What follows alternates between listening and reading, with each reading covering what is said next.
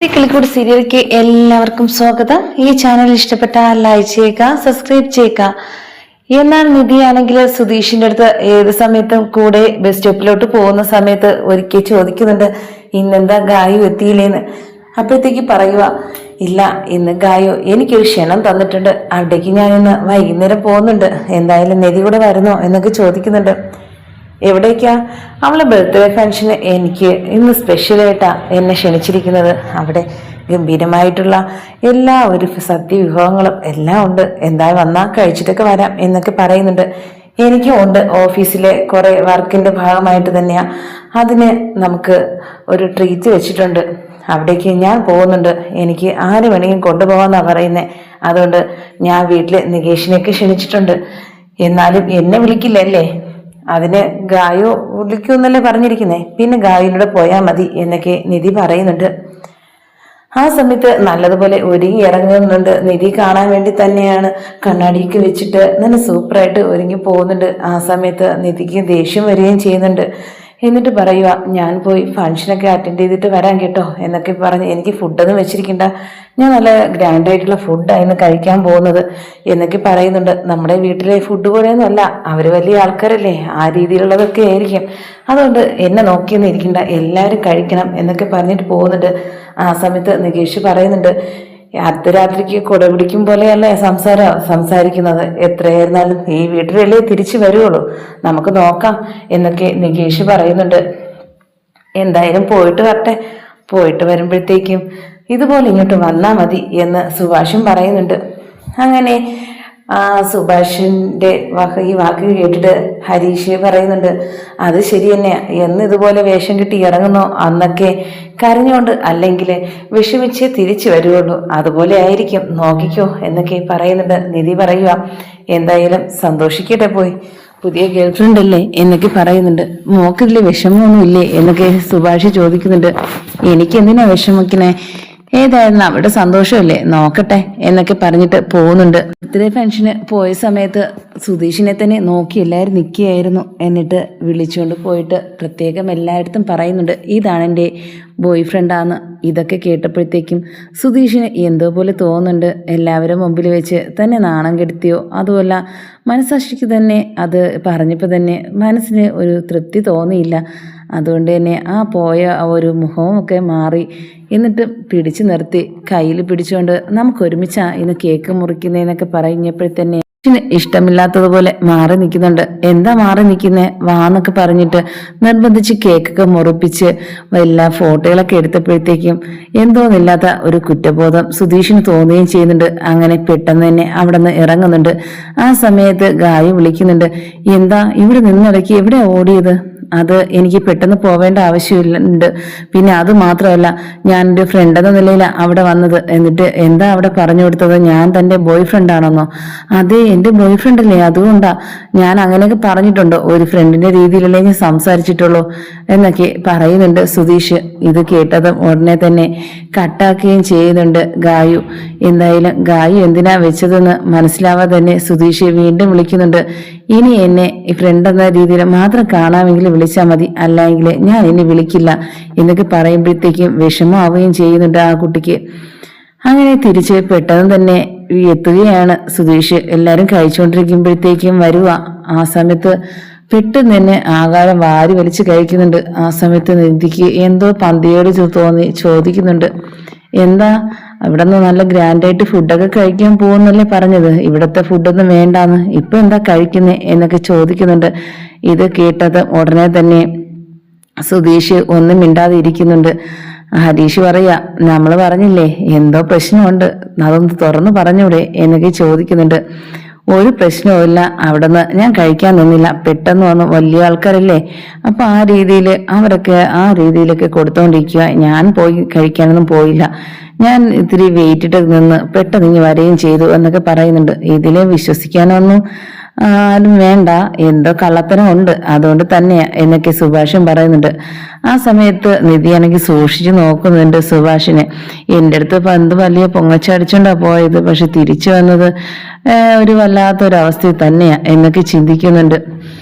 അങ്ങനെ പിറ്റേ ദിവസം രാവിലെ തന്നെ സുധീഷിന്റെ അടുത്ത് പറയുന്നുണ്ട് നിധി, എന്താ ഇന്ന് ഈ സമയമാകുമ്പോ ബസ് സ്റ്റോപ്പിലൊക്കെ ഒരുങ്ങി പോവാറുള്ളതാണല്ലോ, ഇന്ന് പോവാതെ എന്താ ഇവിടെ ഇരിക്കുന്നേ എന്നൊക്കെ ചോദിക്കുന്നുണ്ട്. അത് എനിക്ക് പോവേണ്ട ആള് വരുമ്പോൾ എന്നെ വിളിക്കും, അപ്പോൾ ഞാൻ പോകും, അതിന് പറയാൻ എന്തോ ഇരിക്കുന്നേ എന്നൊക്കെ ചോദിക്കുന്നുണ്ട്. ആ സമയത്ത് നികേഷ് പറയുന്നുണ്ട്, എന്തോ ഒരു കള്ളത്തനം ഇതിൽ കിടന്ന് കറങ്ങുന്നുണ്ട്, അല്ലാതെ ഇങ്ങനെയൊന്നും ഇരിക്കില്ല, അല്ലെങ്കിൽ നമ്മളെ കാണിച്ചു തന്നെ എന്തൊക്കെയോ വേറത്തരങ്ങളാണ് ഇവിടെ കാണിച്ചുകൊണ്ടിരിക്കുന്നത് എന്നൊക്കെ പറയുക സുഭാഷും. അത് ശരി തന്നെയാ എന്ന് നിധി പറയുന്നുണ്ട്. എന്തോ ഒരു കാര്യമുണ്ട് എന്നൊക്കെ മനസ്സിൽ പറഞ്ഞുകൊണ്ട് നിധിയും ഇറങ്ങുന്നുണ്ട്. ആ സമയത്ത് നിധി പറയുക, എന്തായാലും എൻ്റെ ഓഫീസിൽ കുറച്ചു പേർക്ക് പാർട്ടിയുണ്ട്, ഇന്ന് കൊണ്ടുപോകാൻ പോകുന്നത് ഞങ്ങളെ ആരെങ്കിലും കൊണ്ടുവിടണമെന്നാ പറഞ്ഞിരിക്കുന്നത്. എന്തായാലും ഇന്ന് കൊണ്ടുവിടാൻ പോകുന്നത് ആരാന്ന് നിങ്ങൾക്ക് മനസ്സിലായോ എന്നൊക്കെ ചോദിക്കുന്നുണ്ട്. ഇത് സുധീഷിനെ എന്നെ ഒരു മനസ്സിൽ ഒരു വേദനിപ്പിക്കാൻ വേണ്ടി തന്നെയാ നിധി പ്രത്യേകം ഇങ്ങനെ പറഞ്ഞിട്ട് പോയത്. എനിക്കിപ്പോ മനസ്സിലായി, അവനെ ആയിരിക്കും ഉദ്ദേശിച്ചത്, നിധിയുടെ ബാക്കി നടക്കുന്നില്ലേ ആ പയ്യൻ, അതുകൊണ്ട് തന്നെയാ എന്നെ ഒന്ന് കളിയാക്കാൻ വേണ്ടിയും അതുമാത്രം ഞാൻ വിഷമിക്കട്ടെ എന്ന് വിചാരിച്ച് അവനെ കുറിച്ച് ഇവിടെ തന്നെ പറഞ്ഞിട്ട് പോയിരിക്കുന്നത്. എന്തായാലും വിടാൻ പറ്റില്ല, ഞാൻ തന്നെ അങ്ങോട്ട് കൂടെ പോകും എന്നൊക്കെ പറഞ്ഞിട്ട് നിധിയുടെ കൂടെ ഇറങ്ങുന്നുണ്ട്. എന്താ ഇപ്പം വരുന്ന എൻ്റെ കൂടെ? വേണ്ട, വരെയൊന്നും വേണ്ട, എനിക്കാണെങ്കിൽ കുറെ ആവശ്യങ്ങളൊക്കെ ഉണ്ട് ഓഫീസ് മുഖാന്തരം. ഞങ്ങൾക്ക് കുറെ ഫീൽഡ് വർക്കിന്റെ ഭാഗമായിട്ട് കുറെ സ്ഥലങ്ങളൊക്കെ പോകാനുണ്ട്.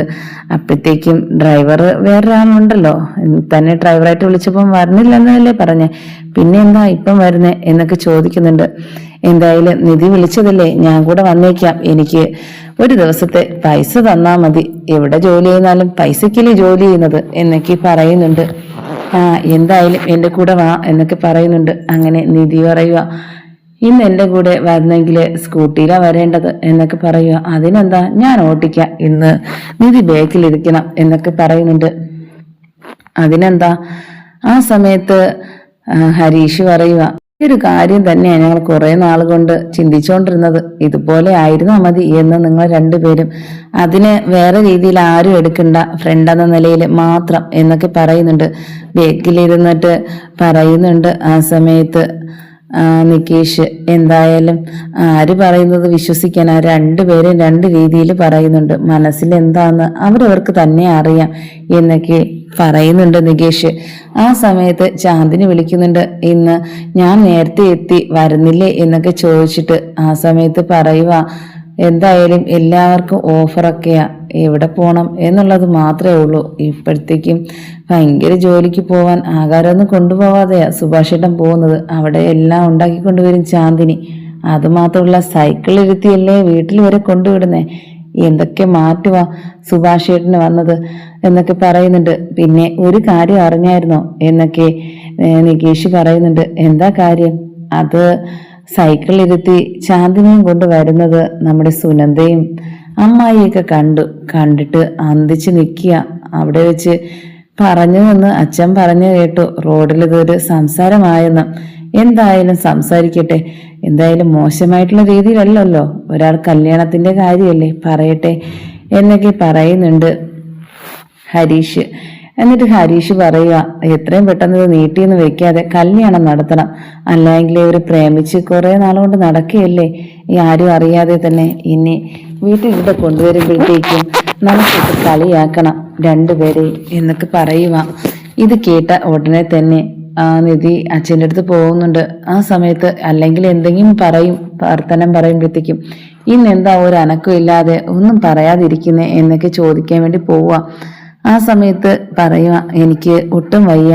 അങ്ങനെ നിധി തലയിൽ കൈവച്ച് നോക്കിയപ്പോൾ നല്ല പനിയുണ്ട്, എന്തായാലും നല്ല പനിയാ, നമുക്ക് ഹോസ്പിറ്റലിൽ കൊണ്ടുപോകണം എന്നൊക്കെ പറയുന്നുണ്ട്. നിധിയുടെ ആ മരുന്ന് കൊടുക്കാൻ വേണ്ടിയുള്ള ഇരുന്ന മരുന്നെടുത്ത് കൊടുക്കുക പനിക്കുള്ള.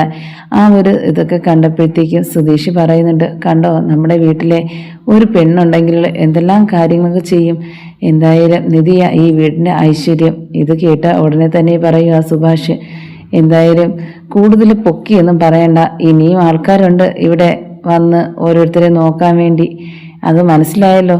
ആ സമയത്ത് പറയുക, ആരെയും ഉദ്ദേശിച്ചെന്ന്, ചാന്ദിനിയെ ആയിരിക്കും. എന്തായാലും ചാന്ദിനി ആദ്യം വരട്ടെ, വന്ന് ഇവിടെ താമസിക്കും പോലെ അറിയാലോ ഏതുപോലത്തെ സ്വഭാവമാണെന്ന്.